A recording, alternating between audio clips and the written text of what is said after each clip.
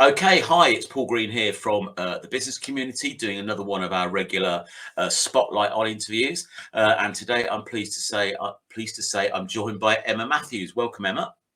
Hi, Paul. Thanks for coming along. So we're going to delve into your business journey and hopefully extract a little bit of your knowledge and experience, so we can learn a little bit more about you and your business and stuff like that. So before we do that, do you just want to introduce yourself and let people know who you are and what your company does? Yeah, sure. Well, my name's Emma, and I have my own video production company here in Northampton. I run the business with my partner, Michael, and we do a whole variety of different films or videos, whatever you want to call them. But a lot of the mainstay of our business is doing promotional stuff for businesses and other types of organisations. Okay, lovely jubbly. So tell us, how did you come to be where you are today, Emma? What's your story? How did you get to be running RYG Films? Well, do you want the long, the medium, or the short? I think I'll go with the short, and then you can ask me questions. Yeah, so very long story short, my partner Michael and I, we met at university, and we used to be in theatre. We made some productions. That was our sort of vocation, if you like. But very quickly after graduating, it wasn't ticking all of our boxes for different reasons. Mikhail, having a background in photography, having that sort of technical knowledge about cameras, and also us wanting to develop our productions, it was a kind of natural migration into video. Loved the freedom that video kind of gave for us. As opposed to the bricks and mortar business of theatre. And so yeah, we continued into that. We made some really fun videos, did some stop motion, entered some film festivals, and had a great time. And actually started to see our strengths and how we might make a living out of doing this, which was always the holy grail for us. Actually, being in a creative business, doing something creative while making a living. And so fast forward a few years, did some promotional videos for some friends who had their own businesses, and yeah, and then decided to go for it kind of formally, I suppose. And that was it's coming up to our 4-year anniversary next month, when we incorporated the company, and it's been a steady sort of increase in confidence, in skills, in reputation ever since, really. And yeah, and so for us, it's still growing. We're still the business is still kind of evolving, if you like. Obviously, for a business 4 years, that's a drop in the ocean still. But certainly, yeah, we're liking where we're at the moment. No, don't knock 4 years. I mean, the stats are against startup businesses, to be honest. A lot don't make it past the first year. So, you're on the right track, which is great. So before you set up your company, then, did you and Mikhail have jobs, or what were you actually doing? Because it sounds like you were experimenting a little bit before you formally formed the business. Yeah, well, we had like no capital coming out as graduates, albeit mature students. We're older than a lot of the guys there. We're both, yeah, we're starting out on our own. So we had jobs. I was working at the time we started the business. I think I was working at the University of Northampton. Hmm. I got some serious keyboard skills, and I was making use of those, but also my people skills. I'm a good communicator, and so I was working with the students who had learning differences or disabilities, and so I was supporting them in their lectures, basically. So that was great. Mikhail, on the other hand, making use of his physical attributes, was a postman. And oops, sorry. So yeah, so we started Northampton, where we're based, really gave us the capabilities of being able to start our business alongside our jobs, because our overheads were so low. I'm from London, and we purposefully didn't go back there purely because we would have, there's just no feasible way that we would have been able to do what we did, and live live in a reasonable standard. Yeah, no, I understand. Yeah, your money goes a little bit further, doesn't it? The further you come out of London. Yeah. So how did you end up in Northamptonshire then, if you're from London? So another long story short, No. we were studying in Bedford, and I actually stayed on to do a master's degree, and I needed to just be somewhere that was commutable. And so one of my family members was in Northampton, and she was one of the only ones that would let me stay with the dog. So that's how I ended up here. And she's now long gone, and Mikhail joined me a year later. And as you know, we've started our own family, and we've started our business, and who would ever have thought? But here I am in junction 15 of the M1. Well, north of London. Excellent. Be near the M1s, you can easily get back to it if you need to. So yes, I'm told this is sometimes a sexist question to ask a woman, but I would ask a man as well. How do you find sort of like juggling a young family with and running a business? So, I mean, we're a very modern family in a sense that we tag team. Mikhail and I tag team everything. So we tag team the work that we do in the business. We both have our components that we contribute, and so that also means, because we don't want, we made an active choice not to put our daughter in full-time childcare. She does go into childcare a couple of days a week, but being so young, she's only 3. I mean, she was basically she was conceived the same month that we incorporated the business. There's a bit of information for you. So we are all, you know, it was big changes all at the same time. And so, but yeah, I mean, what being in business has made us, has given us the opportunity to basically make that choice. And she's very fortunate. She gets to spend a lot of time with her dad, and where, you know, with both parents basically, where I think with some families, they, you know, they have to take the childcare route, or they have to, one parent is working and the other parent is not. You know, for single parents, I can't even, well, my mum was a single parent, and so I know how tough it is. And so as challenging as it can be, having a young child and not being able to, like this morning, the thought actually went through my mind. I thought, remember when I used to, all I had to do was get up and get ready myself, and now, you know, I have a couple of hours to get, you know. Yeah. Well, it sounds like you like a challenge, Emma, to start a business and start a baby almost on the same day. That's not bad. So I'm not sure whether you're familiar with Simon Sinek's book Start With Why, but it talks about really the emotional drive, I guess, of why you sort of like do what you do, what the essence of Emma is that sort of drives you forward and gets you out of bed in the morning. So what would you say is your why? What's your driving force? Like I said to you, Paul, if I go off on a tangent, but because this is kind of like, it's really important to me actually, and so the succinct reply is that before I went to university, before I made a conscious decision to change my career, because that's what the motivation was, I'd got sick. I actually did have a breakdown, and I think that breakdown was continuing to be in a lane that I didn't want to be.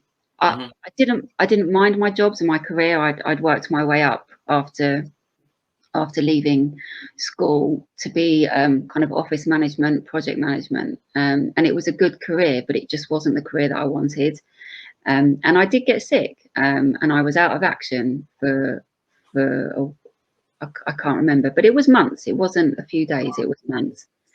And And so now for me, as tough as it is running your own business, because it's tougher than I ever imagined it could be, it really is. It also, it is not anywhere near as tough as not being able to brush your teeth in the morning because you just don't have that spark in you anymore. And that, Yeah. to me, is just a no-brainer. So I'll just keep trying this, and I'll keep doing this. And if this avenue doesn't work, then I'll find another avenue to keep in a creative lane. I think that's what the thing is. And Mm, mm. yeah. No, I think when, you know, when people experience that, it just grabs you, doesn't it? It just, you almost got no control over it. So I'm glad you sort of like found another path from where you were. Absolutely. I mean, I jumped out of corporate way back when because I thought I was going down the path that I didn't sort of like. So I got out of it before, you know, I got into any more sort of trouble, as it were. So give me an example of the type of clients that you work with them. Is there an ideal client, or is there a particular sector you like working in, or projects you like doing? Just give us a flavour of the type of work that you do. It is really vast, which can sometimes be problematic when marketing your own business. But so we've been working, let's say this year, we've been working with a business, a Northampton-based business that has done a series of videos with us. They are an MOT training centre, so they train the people who want to do the MOTs. And so we've done a bunch of promotional videos for them. So explainer videos explaining the type of courses that they run, because there's different types of MOT training courses that you can do, but they also are doing videos with us that are supporting their learning material. So they're kind of videos that help to train the students, kind of supporting their education. So that's a really great client for us in a sense, because they're looking at a suite of different videos, but within them, I mean, we love doing promotional videos because they're never the same. You're always working with different types of companies, and there's always a different message. We don't work to a formula. We always go in and see what it is that is the priority need and the priority message. And so then we'll extract that and do it in the flavor that suits that business. And so these were great, these videos. Some of them are starting to come release, but we're using, like, you know, you imagine the music that you find on Top Gear, you know, so it's really fun, kind of like, you know, guitar based sort of music. So that was fun. Nice one. But there's quite a few competitors out there, I guess, doing similar things to you. So what would you say distinguishes your business from anybody else sort of like offering videographic services? It's always difficult to put this kind of stuff into sort of words, isn't it? Because it does kind of come across as a bit woolly. But when you break it down, I think the components that Michal and I bring are the kind of the technical aspect, which I think a lot of videographers have. Not all, by the way, but I think it depends from where you come from, how you enter video. And so, you come with that technical knowledge, knowing your tools that you work with. And because things can be automated to a degree, people can pick up the camera and they can point it and they can make something. But my partner, Michal, who is the technician of our business, he knows the equipment to the point where it drives me bonkers, because I'm always behind, I'm always lacking, I'm never as good as, I will never be as good as him. And that technical aspect, which also I bring, is knowing the subject and getting to know it really, really well. And you couple that with, I think, our trade is storytelling. That is what we do. And having our background in theatre, which was which was how to make productions. We weren't actors, we were actually nuts and bolts making stories to share with people and to entertain them. And I think that that's the beauty of our collaboration, really. And that's when we're given the opportunity to bring in all of those elements to a video, that's where they really start to sing. Yeah. Have you found, since you've been in business, have you found people are becoming more aware of the importance of video? Are businesses using it more as a sort of like marketing channel or media outlet, or whatever the right words are? I think that in the 4 short years that we've been in business, there's been a much greater understanding. So whereas people in the first instance would approach us very shyly, very nervously, like, why should I have a video? Because it can be quite an outlay, a significant budget for a small business, Yeah. purely because good videos are labor intensive.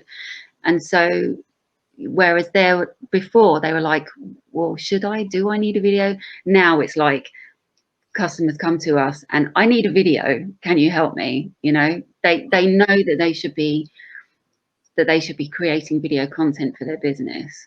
And I think that is a significant shift. No one asks, do I really need a video now?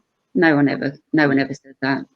Okay, interesting. And do you think since we've all been moved into the virtual world since March last year, do you think people are more comfortable now being on screen? So it's more acceptable because they've had to, a lot of businesses have had to, like, me, for example, I've had to move the networking onto a virtual platform and stick myself, and everybody else got to stick themselves in front of the camera. So do you think that's helped your industry as a whole, that people are more comfortable now?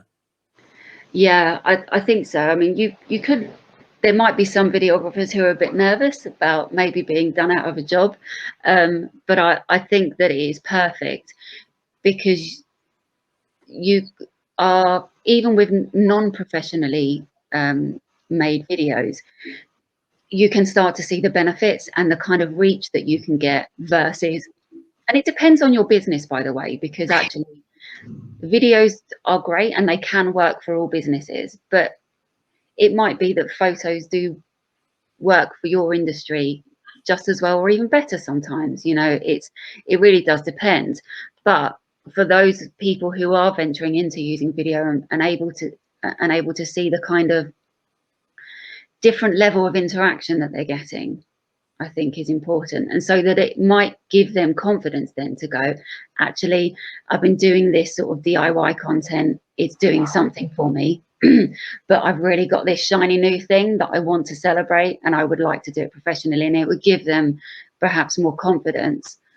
And we've certainly seen that, in particular with, funny enough, and it has to be to do with the universe, I'm sure, and kind of cosmic energy, but we've been working a lot with theatre companies throughout the course of the pandemic, and that really saved our business, because they had to, if they wanted to continue to create, they had to create digital content because they were barred from doing what they do. Yeah.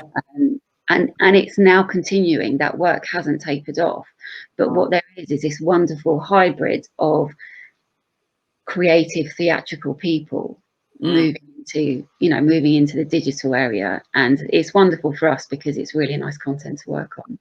Yeah, I've seen a few productions that have had to move online, for that very reason. There's a little theatre that I go to in Kettering called Bonkers Theatres. Theatre, I don't know whether you know that. Really nice sort of intimate theatre, only sits 40 maximum, and unfortunately, up until, well, I think I went to a production about a month ago. Yeah. But unfortunately they were running pretty much one a month, and of course they had to close down.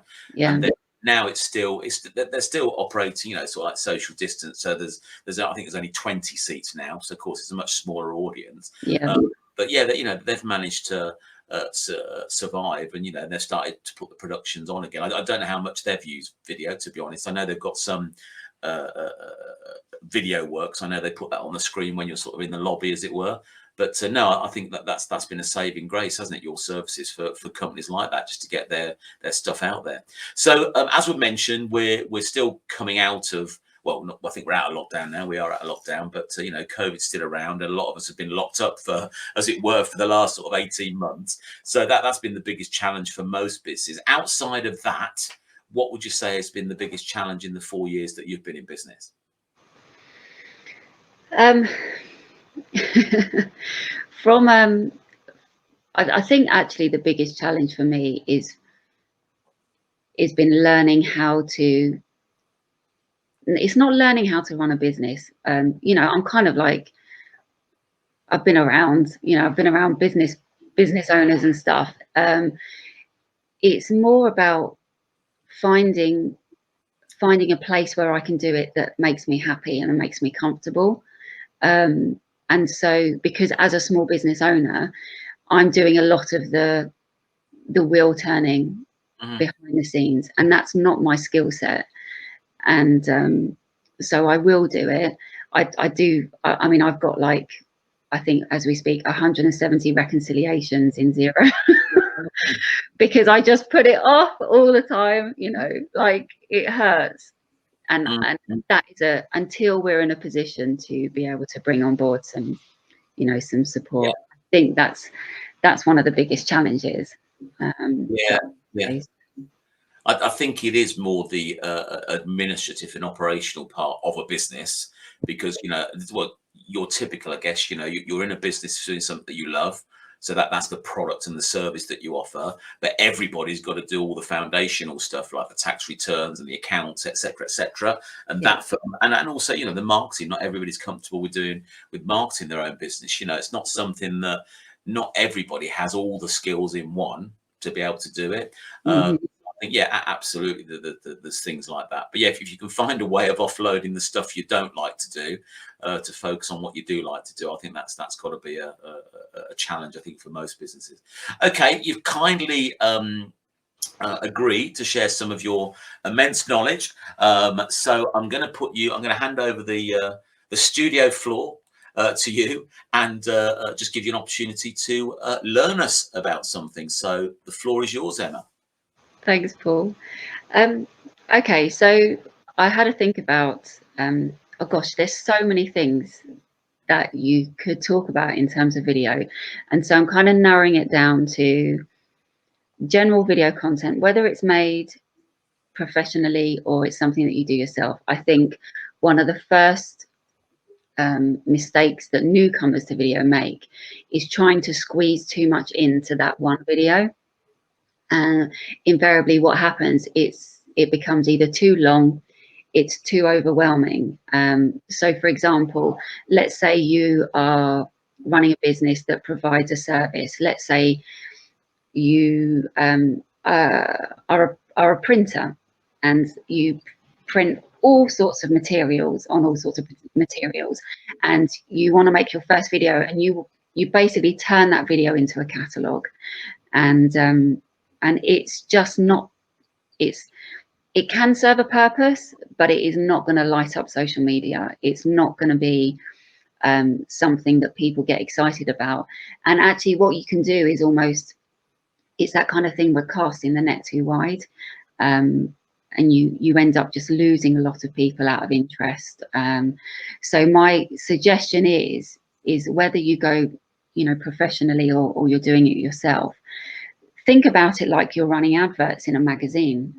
If you used to run traditional adverts, because a magazine has a very specific targeted audience, and so you would target your advert to that audience, and then you would, unless you're doing some sort of editorial, but you wouldn't necessarily put all your products or all your services in that one advert. You'd give them a taster, a kind of a teaser to get them interested in your company. And also what you would do is you would not just post one advert. If you remember, you would always be encouraged to run a series of adverts, in, you know, running them again in the same publication. And that's the other mistake I think that newcomers to videos make, is not having enough longevity. You can't just post one video to social media on one platform, or even post that same videos on multiple platforms and expect significant engagement or significant return, particularly if it's something that's like a promotional video. So I would strongly recommend that if you are entering into video, have a plan for a short series, And if it's something that can entice people to come back and see the next video, then more the better. But certainly at least keep that video content going, and don't just stop at 1 or 2. And the other point about that is in terms of social media platforms. Websites are different, and not enough time to cover everything here, but let's say we're looking at social media. You can post the same video across all these platforms, but if you want to really engage in your audience, it might be worth thinking about which of your target audience are using which platforms. And some of them might be using Instagram, which is great, but other customers of yours who are interested in different elements of your business, they might be on LinkedIn or on Facebook, or even Shop or TikTok. So you can really think about the type of content that you're putting out and on which platforms. And if you don't have a Scooby what I'm going on about, then you need to speak to some very, very capable social media experts that we have here in Northampton, and they can kind of demystify it for you, because it's not that complicated, but it's just getting an idea of where your audience is and how you're going to reach them. The last point really is that if you are going to put out professional content and you're going to make that investment, and it can be an excellent investment for your business, then the video really should be doing 3 things. It should be explaining something, it should be entertaining them while they're doing it, and then it should be persuading them to do something. So so that's my little tip for you today. Okay, great stuff, Emma. I think cramming stuff into video, I think that applies to a lot of other marketing stuff that people do in its simplest form, the 45 or 60 seconds at networking meetings. People sometimes like to cram so much in there, thinking that, you know, it's just 45 or 60 seconds. You know, you're just meant to entice people to find out more. So, yeah, but and again with adverts, you know, I've seen people cram so much stuff in an advert or a leaflet that it just loses its message, because you've got to wade through all the stuff to try and find something that might appeal to you. So yeah, that absolutely does make sense. And yeah, what you said about you know, knowing where your audience is and you know, and talking to them on their platform or in their domain, absolutely spot on. Nice one, thank you. So one final thing from you, then your ordeal will be over. If you were to give one sort of like top tip as one sort of small business owner to another, what would that top tip be? Oh wow. One top tip, I would say for a small business, in all honesty, and I'm not just saying this because you're here, but join a networking organization, and join one that, you know, has like-minded people in it. Because honestly, being in networking organizations as a startup business particularly, and not having very many contacts of my own in Northampton, I don't think the business would have survived, because not only were they providing business, but it was more the support and the knowledge and the kind of like, you can do it, you know, when I'm standing in the bathroom crying because it's really hard. You know, we all have those days. And so, yeah, that would really be my top tip. Okay, checks in the post, Emma, thanks. I think that's good. You know, often said that it can be lonely running a business. So, you know, if you haven't got a natural ear to bend or a shoulder to cry on, you know, to meet those people through networking, you know, because everybody goes through similar sort of things, maybe not at exactly the same time.